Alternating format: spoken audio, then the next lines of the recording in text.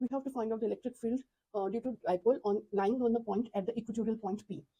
If you look at the diagram, here this is a perpendicular bisector. O is the midpoint of the dipole constituting minus q and plus q charges, and the point P where electric field is to be calculated is at a distance r from the center. Now, the even that is the electric field due to plus q charge is in the direction BP, and because of minus q charge, the electric field is in the direction PA.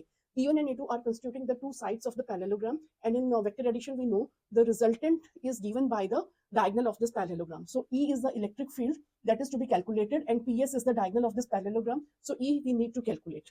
Now, to calculate it again, we are elaborating this in the figure B, this diagram. So what we are doing, we are resolving these two components, E1 and E2, in their perpendicular as well as the parallel components. The perpendicular components, they are equal in magnitude and opposite in direction, though, so they will going to cancel each other's effect. Only the cos component will be adding up and giving the resultant electric field. So E is equal to E1 cos theta plus E2 cos theta.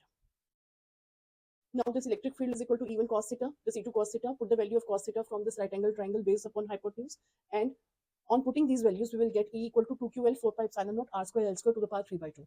This Q into 2L is our electric dipole moment denoted by P. So we'll replace it here, and E comes out to be equal to P 4 pi epsilon naught r square L square to the power 3 by 2. If this R is quite large in comparison to 2L, so we can neglect this L square in comparison to R square, and E comes out to be P 4 pi epsilon naught R cube. So this is the final expression for the electric field experienced at point P due to this dipole, and P is lying on the equatorial point of the dipole.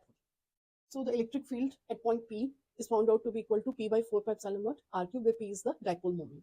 Here, if you look at the figure, here the direction is from the positive charge towards the negative charge. So it is anti-parallel to the dipole axis. Our dipole axis is from negative charge to the positive charge, and in case where the electric field is to be found out at the equatorial point due to the electric dipole will be in the opposite direction of dipole axis, or it is called as an anti-parallel to the dipole axis.